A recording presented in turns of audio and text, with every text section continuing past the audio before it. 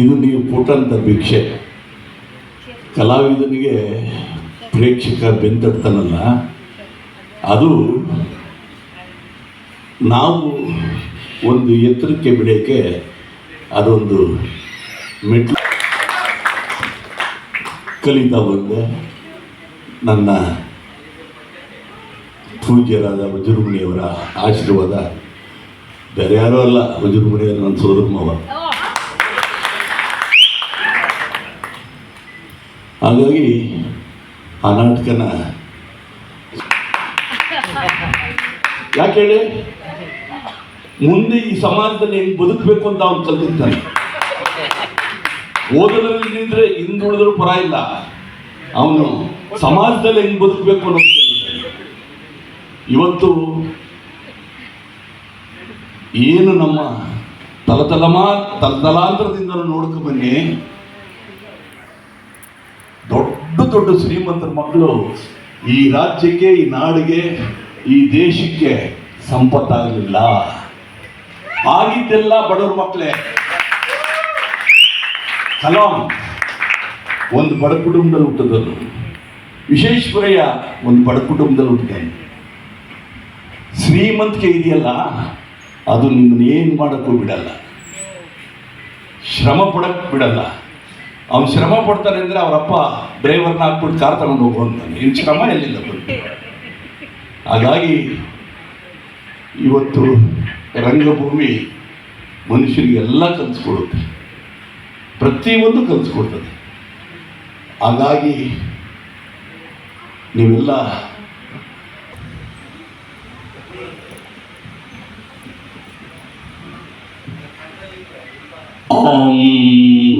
ಆಂತರ್ಯದಂತರಾಳದಲ್ಲಿ ಅದೇನೋ ತೃಪ್ತಿ, ಅದೆಂತಹುದೋ ಶಾಂತಿ, ಅದಾವುದೋ ಅನಪೇಕ್ಷಿತ ಧೈರ್ಯ. ಈ ಎಂಟದಯದ ಶಕಂಠ ರಾವಣನ ಗುಂಡಿಗೆಯನ್ನು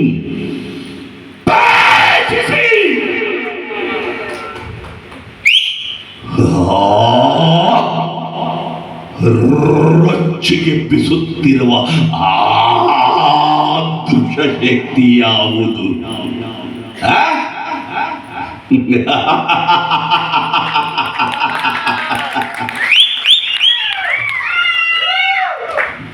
ವಿವಿಧ ಲಲಾಟ ಲಿಖಿತನಾದ ವಿಧಾತನೇ,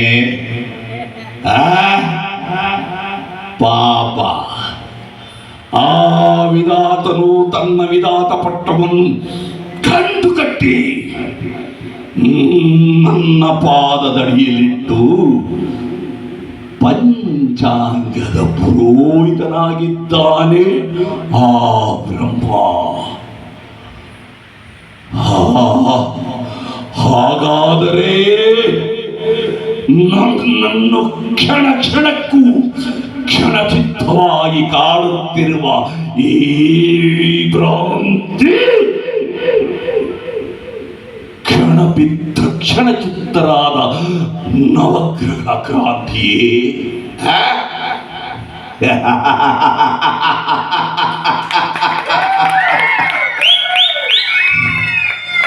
ಭ್ರಾಂತು ಭ್ರಾಂತು.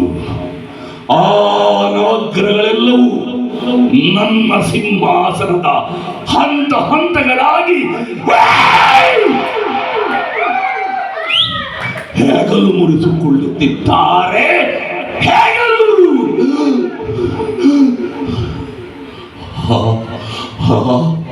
ಹಾಗಾದರೆ ನನ್ನನ್ನು ನಿಮಿಷ ನಿಮಿಷಕ್ಕೂ ನಿಶಕ್ತನದಾಗಿ ಮಾಡಿ ಗಾಢವಾಗಿ ಕಾಡುತ್ತಿರುವ ಆ ಕಾಣದ ಕೈ ಯಾವುದು? ಅದೇನು ಈ ಪ್ರಪಂಚದಲ್ಲಿ ನನಗಿಂತಲೂ ಪರಾಕ್ರಮಿಯೇ, ಪ್ರಬುದ್ಧವೇ, ಪ್ರಚಂಡವೇ? ಸಾಧ್ಯವಿಲ್ಲ, ಸಾಧ್ಯವಿಲ್ಲ. ನಾನು ಚತುರ್ದಶ ಭುವನ ಭಯಂಕರನಾದ ಲಂಕೇಶ್ವರ ರಾವಣ, ಸರ್ವತ್ರ ಸರ್ವತಂತ್ರ ಸುತಂತ್ರನಾದ ಪ್ರಬುದ್ಧ ರಾವಣ. ಎಲ್ಲ ಬ್ರಹ್ಮಾಂಡ ತಂಡೋಪದಂಡಗಳನ್ನು ಚೆಂಡಾಡಬಲ್ಲ ದಂಡು ದಾಳಿಗಳ ಮಂಡಲ ನಾಯಕರಾದ ಗಂಡನೆಯ ಗಂಡನಾದ ಪ್ರಚಂಡ ರಾವಣ.